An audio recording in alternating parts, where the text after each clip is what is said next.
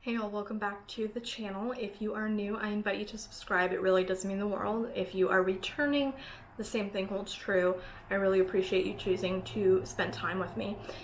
If you're new, I will give you the rundown, as I do with most of my videos, that there are essentially three pillars to my channel: Disney content, film TV / literature reviews, and women's issues. If you are here for the two former, I apologize, this is not your lucky night.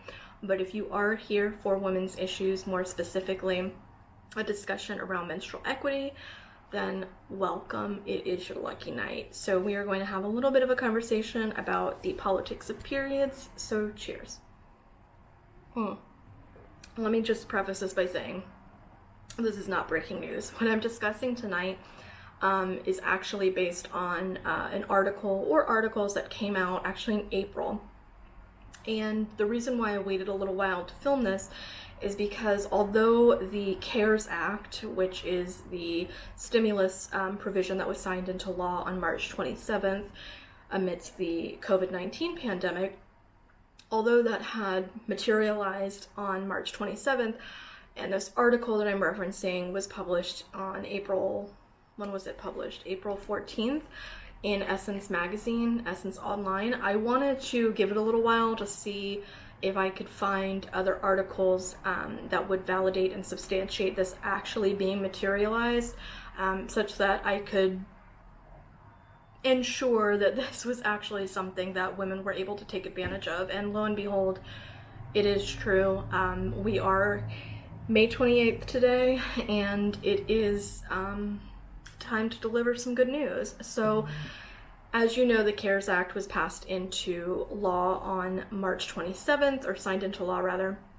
And one of the things that was written into the CARES Act was a provision, basically an amendment to the IRS code, which now allows people to purchase menstrual hygiene products with their HSA or FSA spending cards.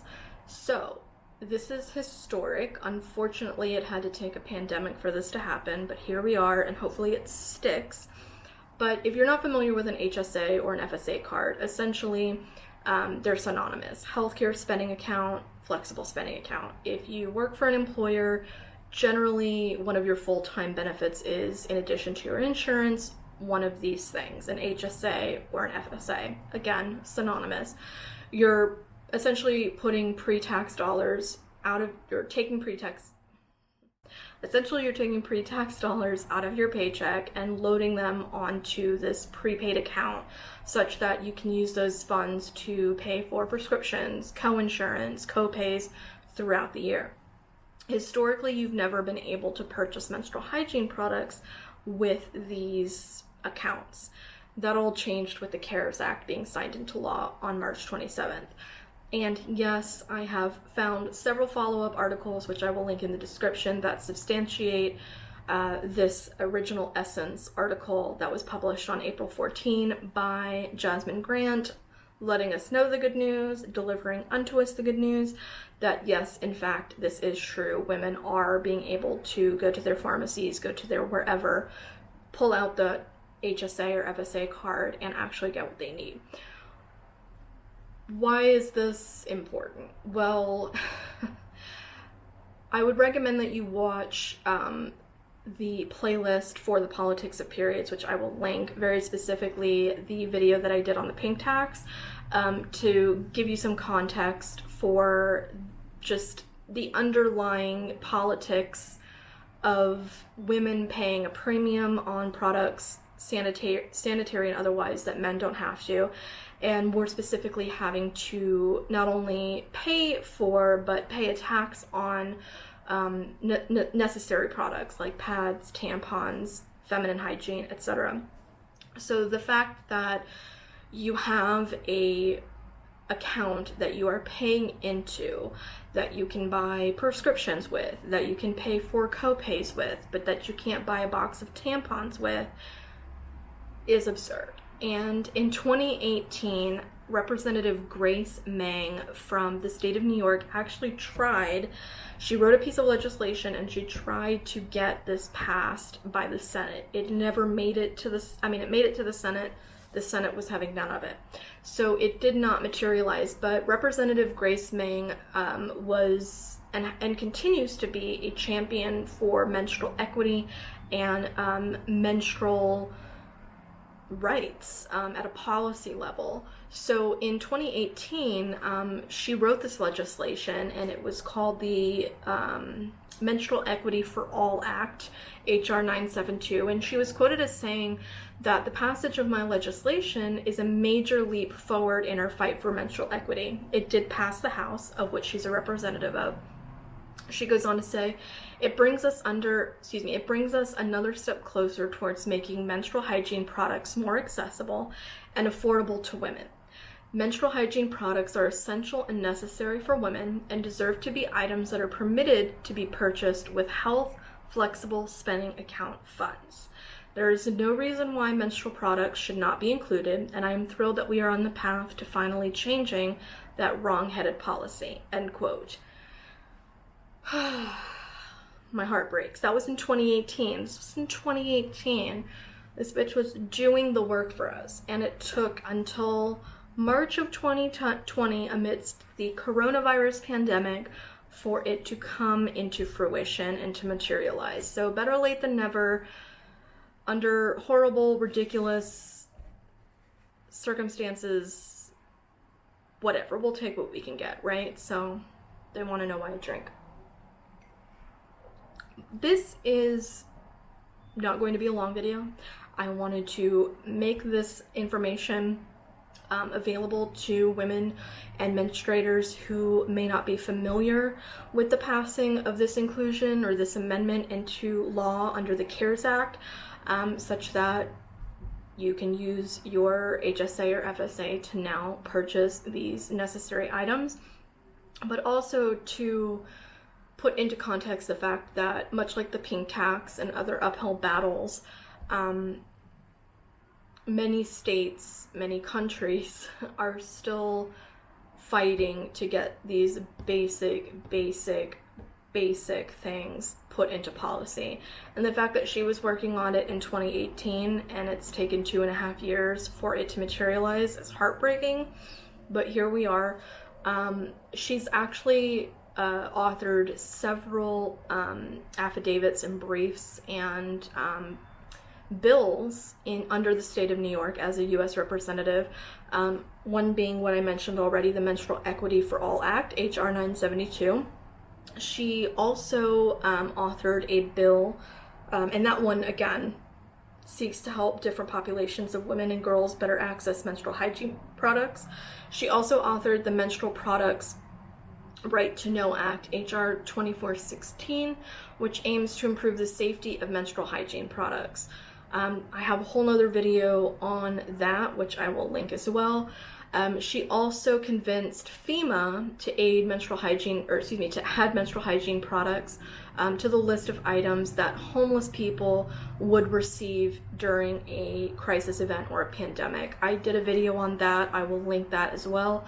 My Periods in Pandemics video, where I go into detail on how she was able to get FEMA to authorize that and what that means for homeless shelters, domestic violence shelters, and just various churches, people that would normally not receive specific funding to purchase menstrual hygiene products and distribute them, how that's now changed under this this particular piece of legislation that she authored. And as a result of her many efforts, the Federal Bureau of Prisons has also agreed to provide female inmates with menstrual products free of charge. That is one of the the hugest wins ever, not just at a state level. This did not just happen in the state of New York, but this is a federal provision that she was able to enact through her hard work that allows for commissaries to provide menstrual hygiene products to female inmates free of charge. And hear that one more time. Free of charge. Up until the passing of that particular piece of federal legislation, female inmates had to use whatever commissary funds that they had to purchase necessities like pads and tampons. There's an entire other video coming on menstrual hygiene in the prison system, so fasten your seatbelts and stay tuned for that. But I mean, it just goes to show like the things that we take for granted, number one, as people of privilege that have the ability to access these things as we need them. But it also speaks to how much we take for granted legislators and congresspeople like Grace Meng, who are fighting and have been fighting for years to get these policies implemented. So don't take that for granted, and don't take for granted your ability to write said congresspeople, call said congresspeople that are, that are representatives of your state, and make it known to them that this is important, that schools should be providing these products to young women and menstruators free of charge. No girl, no menstruator should have to go to class and not have access to a pad or a tampon if they should begin bleeding. We all know how humiliating that can be, especially when you are in elementary and middle school. No woman or menstruator in prison should have to spend their food money or choose between their food money and their pad and tampon money. And if you are paying pre-tax dollars that you have earned into a healthcare spending account, you should damn well be able to purchase pads and tampons with them. And thanks to Grace Meng's efforts, and because of Corona, that is now a fact and now a resource that you have available to you. So if you want more information on how those benefits work, ask your employer, ask your human resources provider. But I will link all of the articles and legislation referenced in the description box, and I will link in the iCards the other videos that reference the period and pandemics and the prison issue. So with that being said, I am going to keep it succinct for once. I again invite you to subscribe. There will be a full playlist in the description box if you want to go back and get more familiar with menstrual equity, with #HappyPeriod, the nonprofit that I work with that sparked this whole journey in the first place. But yeah, the world is a-changing, and for the better. Took a virus, took a pandemic, but we're getting there. So with that being said, I invite you to do your homework, do your research, educate yourself, find out how you can support the underserved menstruators and women in your backyard, in your communities. And yeah, thank you for watching. We'll see you on the other side.